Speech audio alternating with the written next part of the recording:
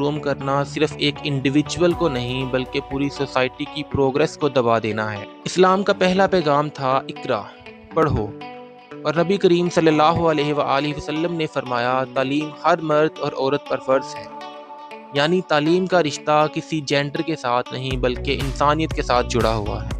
دنیا کی تعلیم صرف انسان کو دنیا جینا سکھاتی ہے اور دین کی تعلیم نہ صرف اسے دنیا بلکہ آخرت بھی جینا سکھاتی ہے۔ دونوں تعلیم لڑکوں اور لڑکیوں دونوں کے لیے برابر ہے۔